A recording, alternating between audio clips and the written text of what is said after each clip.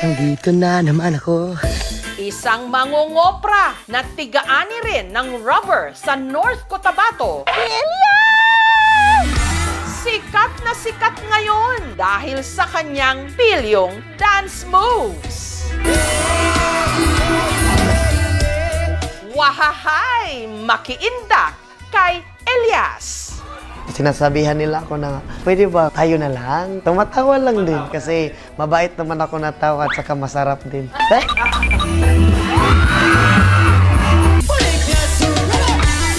Sino itong dinudumog at hinihiyawan sa tuwing siya'y may concert sa Mindanao?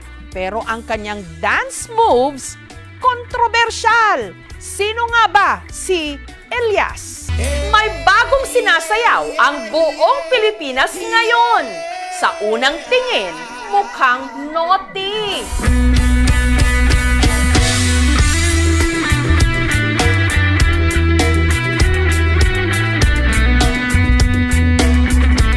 Kaya ang iba nagtaas agad ng kilay. Parang malaswa yung sayaw. Pero hindi nito napigilan ang pagiging viral ng dance steps na ito.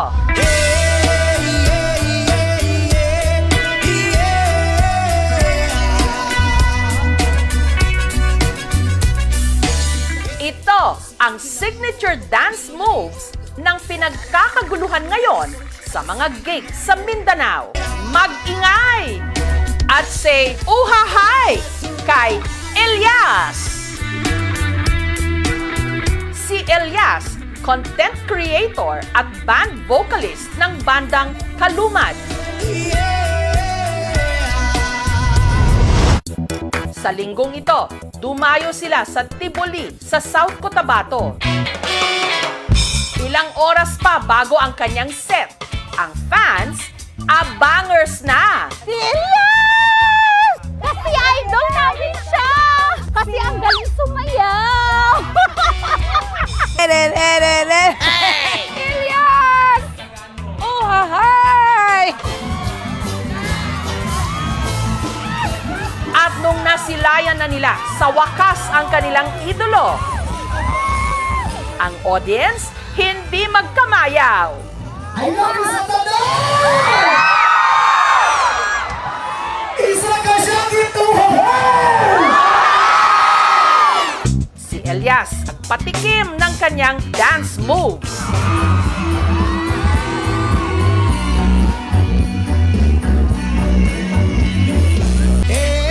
Elias, paano nga ba ang iyong step by step para sumakses?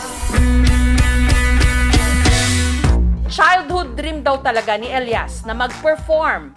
Ang kanyang talento nahasa dito sa kanilang bukid sa Magpet, North Cotabato. At ang kanyang naging mentor, ang kanyang tatay Elias Sr. Bonding daw kasi talaga nilang mag-ama ang kumanta habang nagtatapping o nangungulekta ng dagta ng rubber tree. Pag magtatrabaho kami, kumakanta siya palagi. Alisto ka! Magsakay ako ng kalabaw, magpakain ng damo, tapos dinadala ko yung lyrics. Ginapractice ko araw-araw hanggang sa kabisado na. Umaga, April Boys at saka Aegis kasi mataas pa yung boses ko. Ngayon, hindi na. Masarap na lang. Hey! At sa mga nagsasabing mahalay ang pinauso niyang dance steps, ayon sa kanya, inspired daw ito ng kanilang hanap buhay. Kapag nagkakat ka kasi ng rubber is pag ganon. Ito ang puno, tapos hawakan mo yung puno, tapos kailangan mo ganito ang knife. Hanggang ganyan, hanggang ibaba. Kaya ginawa ko, kumbaga ganyan, tapos ay! Ganon. Siguro nasa kanila na lang kung ano yung iisipin nila. O din niyang punuan sa guma, mga dol. Bata pa lang, nagtatapping na raw si Elias. Araw-araw kami masama sa nagkakat ng rubber, 3 AM. Tapos mag-aral ako paminsan-minsan nga. Kapag mag-school ako, mabaho pa yung kamay ko sa rubber. Pero kapag naibenta mo na, humot na yung kwarta. Dagta ng rubber tree ang kanilang hanap buhay. Sa pagtatapping, kumikita ang mag-ama ng 7,000 pesos kada ani. Kaya na makatabang sa mga, kuha na mo pamugas, sa gastos na mo sa among panimalay, maura gid among ginasaligan. Grade 2 lang daw si Elias nung ang kanyang nanay Ninita na masukang domestic helper sa Bahrain.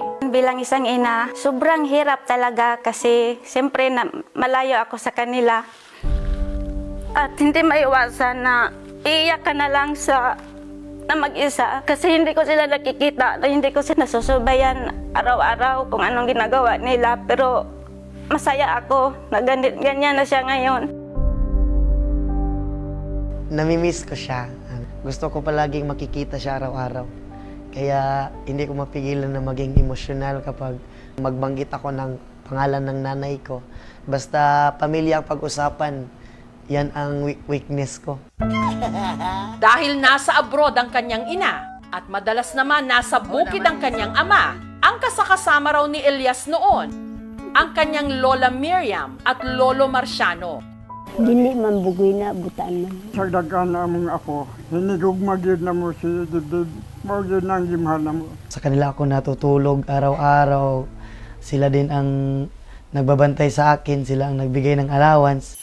Inspirasyon ka. Dahil sa kanilang pagsisikap, nitong 2023 lang, nakapagtapos si Elias ng criminology. Malaking tulong sa akin. Nasasanay na yung katawan ko sa natrabaho na ganun. Nandito na naman ako, namumunat sa kabukiran. Pero sa halip na maging pulis, sinunod daw niya ang sigaw ng kanyang puso, ang mag-perform.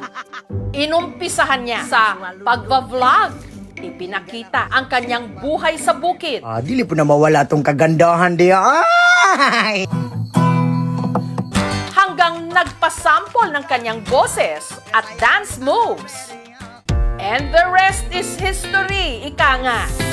Si Elias, naimbitahan na ngayong magtanghal sa iba't ibang mga probinsya ng Mindanao. Napupuno talaga ang isang area kapag nagigig kami. Nararamdaman ko sa aking sarili is proud na proud, masayang masaya. Maraming fans na rin daw ang nagdi-DM o direct message sa kanya. Sinasabihan nila ako na, pwede ba tayo na lang? Pwede bang magkita tayo? Matawa lang din kasi mabait naman ako na tao at saka masarap din.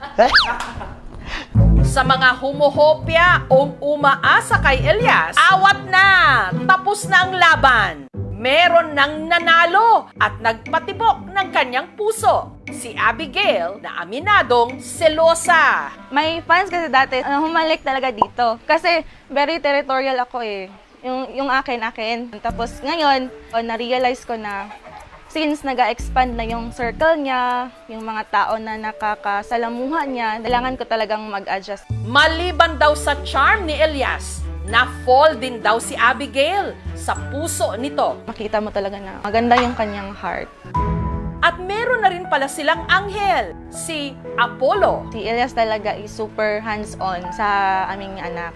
Paano ngayon? Kasi malayo ka sa kanila. Kung ka siyempre, nasanay ka nga perminti mo sabay.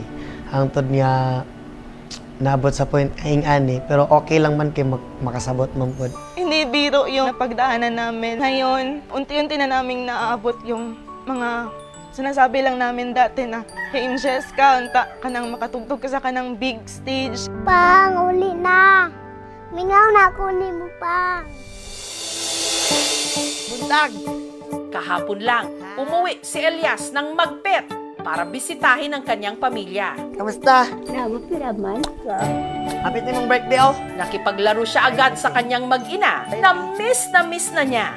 I like it. Laki mong gusto. Agaray! Sinamahan din niya ang kanyang ama na muling mag-tapping sa bukid.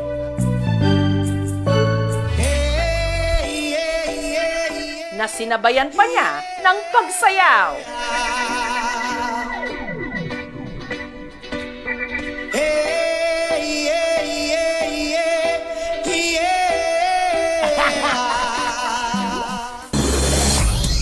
Kinagabihan, diretso naman si Elias sa gig nila sa Cali Fest 2025, Kalinan, Davao City.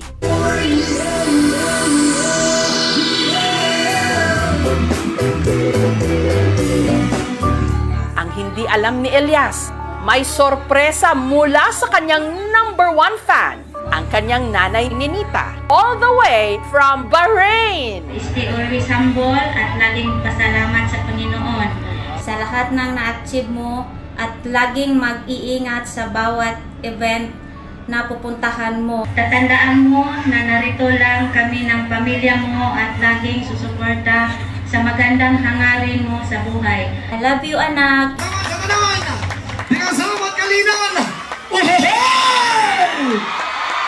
Sa ngayon, hindi ko pala kino-confirm ang sarili ko na sikat ako. Paminsan-minsan din, kinakausap ko rin ang sarili ko. Sikat na ba talaga ako? Kailangan ko pa siguro magsipag para maabot yung pangarap ko. Gusto ko kasing whole world. Huy! Pangarap ko na maka-show kami sa iba't ibang bansa. Pangarap na lang man din ako, lubos-lubosin ko na lang. Lipad, saan ang gusto mo? Patuloy ka lang sa mga pangarap mo. Tama yan, Elias. Pag nangarap ka, taasan mo na at ipakita sa buong mundo ang talento ng Tubong Mindanao. Aim high and huha high! Para sa iba pang mga kwentong KMJS, i-follow lang po ang KMJS Facebook fanpage at ang GMA Public Affairs Facebook account. Mag-subscribe na rin sa GMA Public Affairs YouTube channel.